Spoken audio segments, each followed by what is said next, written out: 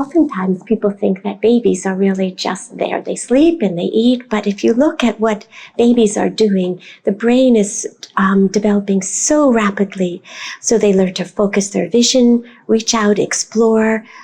Cognitive brain development is they're looking at memory, language. They start to babble. They begin to say mama and dada. They're developing bonds of love and trust and attachment, which is a critical, without the foundation of attachment and trust, which develops in the first year, development across all the other domains will be in jeopardy. As all of you who have witnessed any toddler just learning how to move, you know that the physical development is a powerful motivating force for development in the toddler's years, which is the 2 to 3 year olds. They're moving around or aware of themselves and their surroundings. They have a desire to explore new objects, extremely interested in people and what they're doing and saying.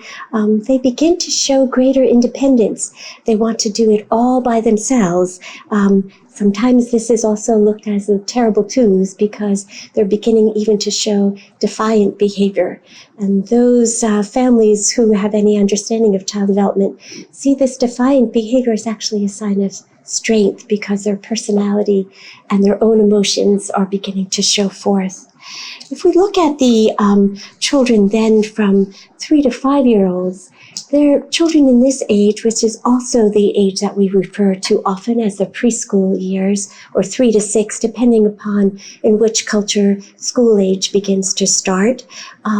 These are children who have a much greater proficiency in terms of understanding of language. They like to ask and answer questions, sometimes questions, the same question over and over again. But again, they become increasingly independent. They begin to see personalities that are coming out. Some children are particularly assertive and social, where other children are much more reticent about new things in their environment. These are all absolutely normal aspects of child development. Child development experts often refer to this as a child's temperament. And what's interesting about temperament is that you'd like to have a match between the child's temperament and the temperament of the parents or the family caregiving environment around them. They begin to form friendships with other children. They like to tell stories. They like to make up stories. They're very much into pretend and imaginary play. So sometimes they will begin to try on, in terms of gender, they begin to try on different aspects of play. You can see this sometimes. Girls are interested in playing with trucks and boys are more interested in looking and working things in the kitchen. But these are all just exploratory play where children are so observant of what's happening in their environment that they like to try on different aspects of their environment. Middle childhood is a really in some ways, I like to think of this as a bit of the forgotten period of childhood in terms of the focus of child development research. Oftentimes, this is the period, again, between the ages of 6 or 11, depending upon how the culture defines early adolescence. But during this period, children are relatively healthy.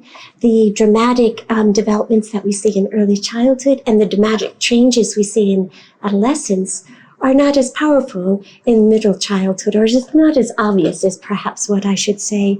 But this is a very critical time for children. They're beginning to set their patterns of behavior. They're beginning to form very healthy friendships. The peer group becomes increasingly important. They're already beginning to feel some of the pressure from different peer pressures, but this is an opportunity to begin to form very healthy habits and lifestyle. A sense of responsibility for their own behavior is particularly important during these middle childhood years. So their relationships are quite complex. Those of you who spend any time observing or understanding childhood friendships during middle childhood, you can begin to see the strength of their emotional and social development and their ability to understand what's happening around them and their ability to have compassion. These are all things that we like to support and help children to understand the range of emotions that they may be feeling during this particular time.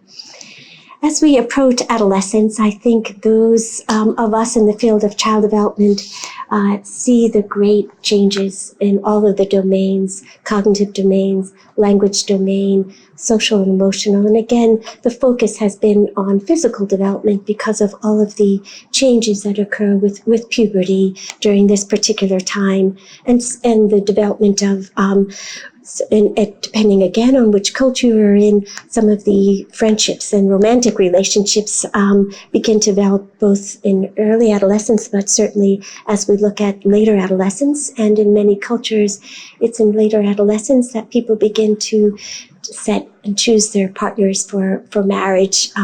So you can begin to see how critical, but all of the previous stages, beginning in that very first year of life where we're looking at trust and attachment and the foundation, as we looked at in that definition of child development, it's a continuous series of stages and steps.